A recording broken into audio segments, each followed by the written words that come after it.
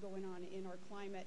And I don't want to argue about the causes. What I want to argue about is how are we going to get there to positively affect the impacts. We have got to clean up this planet. We have got to encourage other nations also to come along with us with the impacts of climate change, what we can do about that. As governor, I was the first governor to form a climate change sub-cabinet to start dealing with the impacts. We've got to reduce emissions. John McCain is right there with an all-of-the-above approach to deal with climate change impacts. We've got to become energy independent for that reason also, as we rely more and more on other countries that don't care as much about the climate as we do. We're allowing them to produce and to emit and even pollute more than America would ever stand for. So even in dealing with climate change, it's all the more reason that we have an all-of-the-above approach, tapping into alternative sources of energy and conserving fuel, conserving our petroleum products and our hydrocarbons so that we can clean up this planet and deal with climate change. Senator, what is true and what is false about the causes?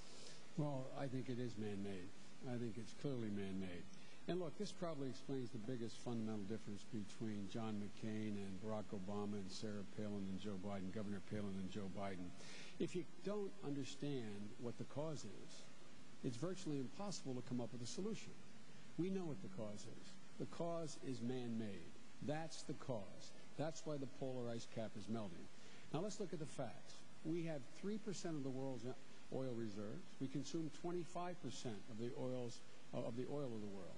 John McCain has voted 20 times in the last decade and a half against funding alternative energy sources, clean energy sources, wind, solar, biofuels, the way in which we can stop the greenhouse gases from emitting. We believe, Barack Obama believes, by investing in clean coal and safe nuclear, we can not only create jobs in wind and solar here in the United States, we can export it. China is building 1 to 3 new coal-fired plants, burning dirty coal per week. It's polluting not only the atmosphere, but the west coast of the United States. We should export the technology by investing in clean coal technology. We should be creating jobs. John McCain has voted 20 times against funding alternative energy sources and thinks, I guess, the only answer is drill, drill, drill. Drill we must. But it will take 10 years for one drop of oil to come out of any of the wells that are going to be begun to be drilled. In the meantime, we're all going to be in real trouble. Let me clear something up. Senator McCain has said that he supports caps on carbon emissions. Senator Obama has said he supports clean coal technology, which I don't believe you've always supported. I have always supported it. Well, that's a fact. Clear it up for us, both of you, and start with Governor Palin. Yes, Senator McCain does support this. The chant is drill, baby, drill. And that's what we hear all across this country in our rallies, because people are so hungry for those domestic sources of energy to be tapped into. They know that even in my own energy-producing state, we have billions of barrels of oil and hundreds of trillions of cubic feet of clean, green natural gas. And we're building a nearly $40 billion natural gas pipeline, which is North America's largest and most expensive infrastructure project ever to flow those sources of energy into hungry markets. Barack Obama and Senator Biden, you've said no to everything in trying to find a domestic solution to the energy crisis that we're in. You even called drilling, safe, environmentally friendly drilling offshore, as raping the outer continental shelf. There, with new technology, with tiny footprints even on land, it is safe to drill, and we need to do more of that. But also in that all-of-the-above approach that Senator McCain supports, the alternative fuels will be tapped into, the nuclear, the clean coal. I was surprised to hear you mention that, because you had said that there isn't such a thing as clean coal. And I think you said it in a rope line, too, at one of the rallies. We do need to keep within our 2 minutes, but I just want to ask you, do you support capping carbon emissions? I do. Okay. And on the Absolutely. issue. Absolutely we do. We call for setting hard targets, number one. Clean coal. On clean coal. Oh, on clean coal. My record, just take a look at the record. My record for 25 years has supported clean coal technology. A comment made in a rope line was taken out of context. I was talking about exporting that technology to China, so when they burn their dirty coal, it won't be as dirty, it will be clean. But here's the bottom line, Gwen. How do we deal with global warming with continued addition to carbon emissions? And if the only answer you have is oil, and the governor says John's for everything, well, why did John vote 20 times? Maybe he's for everything as long as it is not helped forward by the government. Maybe he's for everything if the free market takes care of it. I don't know, but he voted 20 times against funding alternative energy. The next round of questions starts with you, Senator Biden. Do you support, as they do in Alaska, granting same-sex benefits to couples? Absolutely. Do I support granting same-sex benefits? Absolutely, positively. Look, in an Obama-Biden administration, there will be absolutely no distinction from a constitutional standpoint or a legal standpoint between a same-sex and a heterosexual couple. The fact of the matter is that under the Constitution, we should be granted, same-sex couples should be able to have visitation rights in the hospital, joint ownership of property, life insurance policies, etc. That's only fair. It's what the Constitution calls for. And so we do support making sure that committed couples and the same-sex marriage are guaranteed the same constitutional benefits as it relates to their property rights, their rights of visitation, their rights of insurance, their rights of ownership, as heterosexual couples do. Governor, would you support expanding that beyond Alaska to the rest of the nation? Well, not if it goes closer and closer towards redefining the traditional definition of marriage between one man and one woman, and unfortunately that's sometimes where those steps lead. But I also want to clarify if there's any kind of suggestion at all from my answer that I would be anything but tolerant of adults in America choosing their partners, choosing relationships that they deem best for themselves.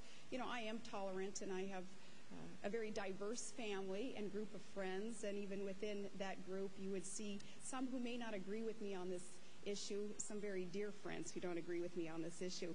But in that tolerance also, no one would ever propose, not in a McCain-Palin administration, to do anything to prohibit, say, visitations in a hospital or contracts being signed, negotiated between parties. But I will tell Americans straight up that I don't support defining marriage as anything but between one man and one woman, and I think through nuances we could go round and round about what that actually means, but I'm being as straight up with Americans as I can in my non-support for anything but a traditional definition of marriage. Let's try to avoid nuance, Senator. Do you support gay marriage? No. Barack Obama nor I support redefining from a civil side what constitutes marriage. We do not support that. That is basically a decision to be able to be left to the faith and people who practice their faith, the determination what you call it. The bottom line, though, is, and I'm glad to hear the governor, I take her at her word, obviously, that she thinks there should be no civil rights distinction, none whatsoever, between a committed gay couple and a committed heterosexual couple. If that's the case, we really don't have a difference. Is that what you said? Your question to him was whether he supported gay marriage, and my answer is the same as his, and it is that I do not. Wonderful. You agree. On that note, let's move to foreign policy. Okay. You both have sons who are in Iraq or on their way to Iraq. You, Governor Palin, have said that you would like to see a real clear plan for an exit strategy. What should that be, Governor? I am very thankful that we do have a good plan, and the surge and the counterinsurgency strategy in Iraq that has proven to work, I am thankful that that is part of the plan implemented under a great American hero, General Petraeus, and pushed hard by another great American, Senator John McCain. I know that the other ticket opposed this surge, in fact, even opposed funding for our troops in Iraq and Afghanistan. Barack Obama voted against funding troops there after promising that he would not do so. And Senator Biden, I respected you when you called him out on that. You said that his vote was political, and you said it would cost lives. And Barack Obama at first said he would not do that. He turned around under political pressure, and he voted against funding the troops. We do have a plan for withdrawal. We don't need early withdrawal out of Iraq. We cannot afford to lose there, or we're going to be no better off in the war in Afghanistan either. We have got to win in Iraq.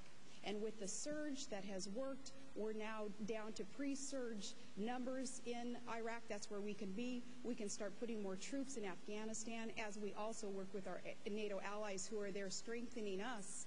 And we need to grow our military. We cannot afford to lose against Al-Qaeda and the Shia extremists who are still there, still fighting us. But we're getting closer and closer to victory, and it would be a travesty if we quit now in Iraq.